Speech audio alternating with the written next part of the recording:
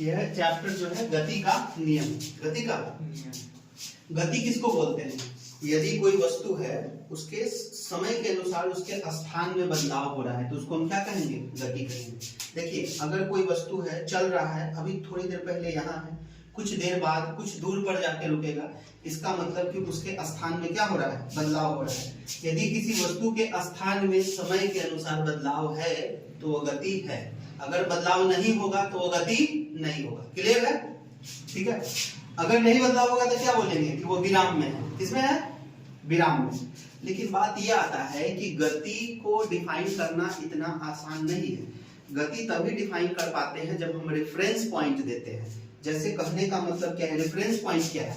जैसे मान के चलते हैं कि हम लोग सभी कोई अर्थ पे हैं, तो अर्थ पर अर्थ हमारा क्या कर रहा है? मूव कर रहा है, गति कर रहा है। तो यही कोई दूसरे प्लैनेट से हम लोग को देखेगा तो हम लोग किस में लगेंगे? गति में लगेंगे। तो हम जैसे रुके हुए हैं, अभी तो आप देख रहे हैं, अगर कोई मेरे साथ बैठ कर देख रहा है तो उसको हम किस में लगेंगे? रेस्ट में लगेंगे। लेकिन यही कोई मून से देखेगा तो हम क्या लगेंगे? अर्थ जब मूव कर रहा है तो हम भी क्या कर रहे हैं? मूव कर रहे हैं, तो हम किस में होंगे? गति में। जैसे ट्रेन में अगर बैठ के एक ही बोगी में 2-4 आदमी चल रहा है तो एक दूसरा की तुलना में क्या लगेंगे?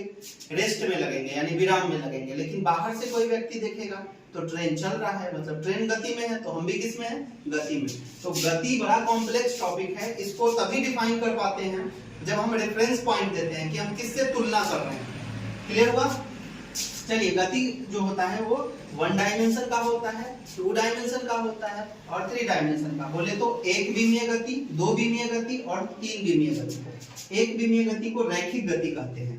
रैखिक गति का मतलब क्या हुआ? जैसे अगर हम लोग अभी मूव कर रहे हैं तो एक डायरेक्शन में चल रहे हैं, ठीक है, तो एक ही डायरेक्शन हमारा बदल रहा है, या तो x बदलेगा या तो y बदलेगा। जैसे अगर दीवार पर कोई ऐसे चलेगा तो कहने का मतलब उसका y एक्सिस बदलेगा। तो कोई एक एक्सिस यदि बदल रहा है तो हम बोलेंगे क्या है? वो 1 विमीय गति है। जैसे इंसान का चलना, ठीक है, गाड़ी का चलना, ये सब कौन सा गति होगा? रैखिक गति होगा।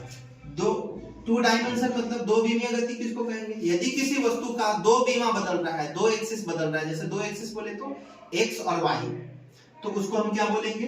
2 विमीय गति बोलेंगे। 2 विमीय गति में कौन कौन आएगा? वृत्तीय गति और प्रक्षेपित गति। प्रक्षेपित गति मतलब प्रोजेक्टाइल आप देखे होंगे, जैसे मान लेते हैं कि कोई पत्थर को ऐसे आप उठा के फेंके तो कुछ अचीव करेगा मैक्सिमम हाइट को और फिर ये नीचे गिरेगा, ठीक है। तो जितना ऊंचा गया फिर नीचे गिरा, इसका मतलब कि पहले x में तो जा ही रहा है और y में भी कुछ डिस्टेंस कवर किया है, तो वो 2 डायमेंशन में होगा। किसमें होगा? जैसे ये 2 डायमेंशन प्रोजेक्टाइल का मोशन, प्रक्षेपित गति। और वृत्तीय गति सर्कुलर मोशन, ये भी क्या आएगा? 2 डायमेंशन में।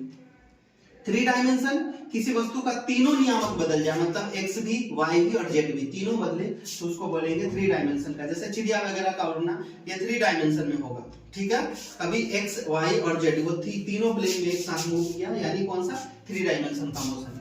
अब आते हैं, समझते हैं दूरी किसको कहते हैं। जैसे हम बात मान के चलते हैं कि दूरी को डिफाइन करना है, तो जैसे एक पॉइंट किया हुआ और एक पॉइंट किया हुआ, तो यहाँ से यहाँ के अंतर को क्या कहेंगे? दूरी। तो हम बोल सकते हैं 2 बिंदुओं के बीच के अंतर को क्या कहेंगे? दूरी कहेंगे। 2 बिंदुओं के बीच के अंतर को क्या कहेंगे? दूरी। अब ये अंतर ऐसे भी हो सकता है कि हम ऐसे डायरेक्ट गए या ऐसे घूम के गए, इधर से गए, तो इसका कोई प्रॉपर डायरेक्शन नहीं हुआ, दूरी का कोई प्रॉपर दिशा नहीं होता है, इसलिए दूरी कौन सी राशि होती है? अदिश राशि होती है, ठीक है। दूरी कौन सी राशि होती है? अदिश। दूरी को या तो x से सूचित कर सकते हैं या तो s से सूचित कर सकते हैं, ठीक है। इसका SI मात्रक क्या होगा? मीटर होगा। दूरी को किसमें मापेंगे? ठीक है, हालांकि इसको किलोमीटर में भी माप सकते हैं, लेकिन एक SI फैक्टर होता है कि जिससे हर जगह पूरे वर्ल्ड में यही यूनिट चलता है जिसको हम SI मात्रक कहते हैं। तो SI मात्रक क्या होता है? दूरी का मीटर।